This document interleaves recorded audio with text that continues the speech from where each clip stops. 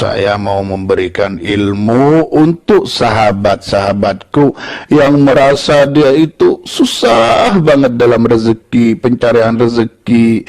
Usaha ini kayak susah gitu, karena banyak yang kayak gitu hampir murtad gitu, karena merasa sama Allah itu nggak dikabulkan gitu. Itulah pentingnya ilmu, kita belajar ilmu biar kita sadar gitu. Jadi kamu udah usaha ini terus ke dukun atau ke kiai, sama kiai disuruh usaha mebel, kamu usaha mebel gagal, terus ke dukun disuruh usaha udang gagal, terus pergi lagi ke orang disuruh usaha baju-baju pakaian gagal dan lain sebagainya. Kayaknya seret banget rezeki itu. Nah, itu sebenarnya banyak yang kalangan umum, orang muslim pada umumnya, orang Islam pada umumnya tidak tahu bahwasanya ada sebab-sebab yang memang oleh Allah kita ini dikasih keruwetan atau kesedihan, kesusahan di dalam mencari nafkah, untuk memberi nafkah istri, untuk memberi nafkah anak, sehingga kita ini apapun dikerjakan asal halal, walaupun gengsi dan lain sebagainya. Kita langsung kepada pembahasan kitabnya. Saya mengambilkan dari 3 kitab referensi. Yang pertama adalah kitab Ihya Ulumuddin Imam Ghazali. Yang kedua adalah Mawsu'ah Ar-Raqaiq wal Adab punya Yasir Hamdani ini ya. Yang ketiga punya At-Tadhkirah, ini juga terkenal kitab ini. Tadhkirah Bahwalil Mauta, ini Tadhkirah Bahwalil Mauta wa Umurul Akhirah, dia punya Imam Qurtubi. Kita langsung saja. Apa yang menyebab kita ini susah dapat rezeki, mencari rezeki, seret dan lain sebagainya? Kita harus ingat, kita mulai dari yang paling bawah atau paling atas dah, paling atas. Tadhkirah Bahwalil Mauta wa Umurul Akhirah punya Imam Qurtubi. Di sini dijelaskan qala Rasulullah sallallahu alaihi wasallam. Jadi qala Rasulullah sallallahu alaihi wasallam, Rasulullah sallallahu alaihi wasallam bersabda, inna minadz-dzunubi, sesungguhnya dari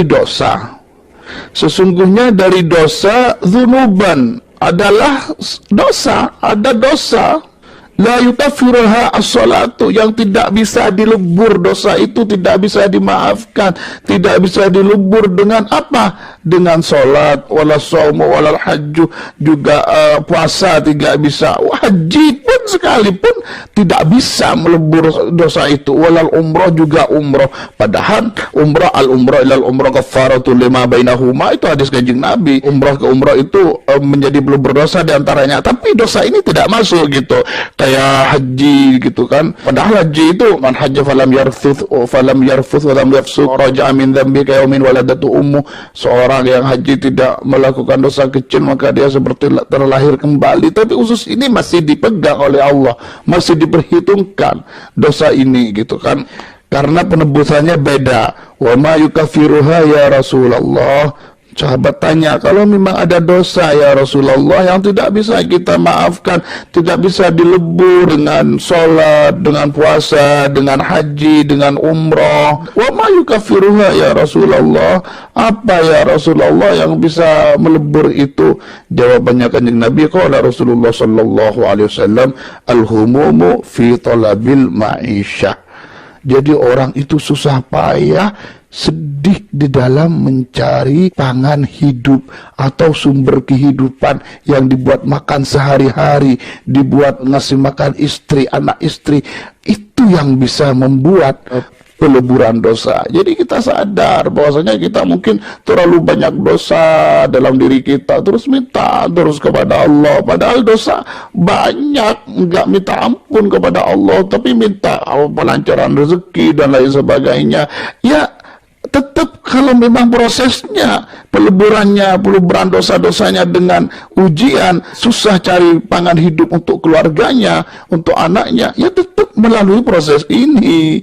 Jadi semoga kita semua tidak diuji dengan ini, amin Allahumma amin. Jadi kalau prosesnya ini ya harus spesifik dalam permintaan ampun kepada Allah. Jangan uji kami ya Allah dengan dosa-dosa kami, untuk kesulitan rezeki kami atas keluarga kami ya Allah. Ampuni dosa-dosa kami ya Allah. Jangan uji kami ya Allah dengan dosa-dosa kami, kerepotan, kesusahan dalam diri kami untuk menafkahi keluarga kami. Ampuni dosa kami ya Allah. Seperti itulah caranya. Intinya dalam hadis ini ada dosa yang tidak bisa dilebur dengan sholat, puasa, haji, umroh dan lain sebagainya. Terus sahabat tanya, apa yang bisa meleburkan Rasulullah? Dia pernah merasakan kesulitan, kesusahan dalam mencari rezeki, pangan hidup. Entah berapa tahun, ya bisa saja 5 tahun, selagi dia belum sadar, selagi dia belum minta maaf dan lain sebagainya, sampai habis dosanya dengan ujian itu.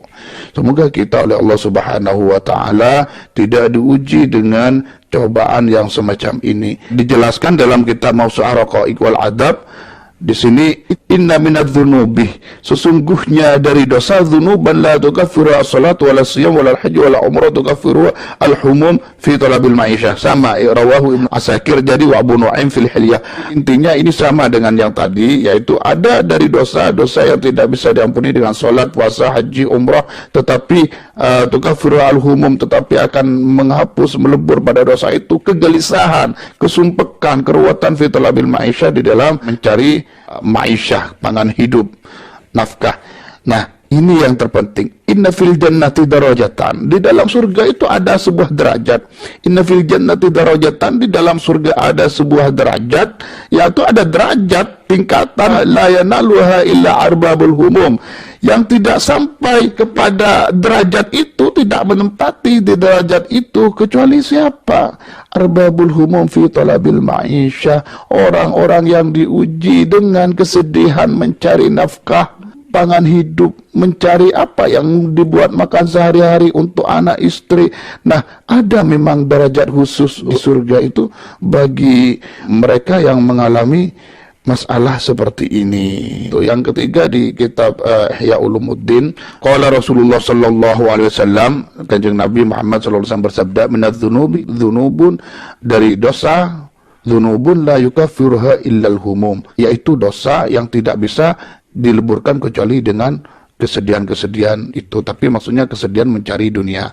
Nah, wa fi lafdzin akhar, ini di Ihya Ulumuddin, dan dalam lafaz yang lain atau riwayat yang lain, illal ham bi talabil ma'isyah, kecuali dia susah banget untuk mencari biaya kehidupan. Terus wa fi hadis Aisyah radhiyallahu anha, dan di dalam hadisnya Siti Aisyah radhiyallahu anha ini, idza kathurat dzunubul abdi, bila dosa-dosanya hamba itu banyak menumpuk, walam takun lahu a'malun tukaffiruha, dia tidak punya amal yang amal itu hebat bisa melebur dosa-dosa yang banyak menumpuk tadi. Jadi bila dosanya hamba tadi itu banyak dan dia tidak mempunyai amal yang bisa meleburkan dosa-dosa tadi, amal apa? Kayak berbakti ke orang tua, amal-amal super lah, kayak apa gitu, maka efeknya adakhalallahu, maka Allah akan memasukkan alaihi, atas orang itu, alhumuma, kepada kesusahan-kesusahan, kesedihan. Tentunya maksud kesusahan di sini adalah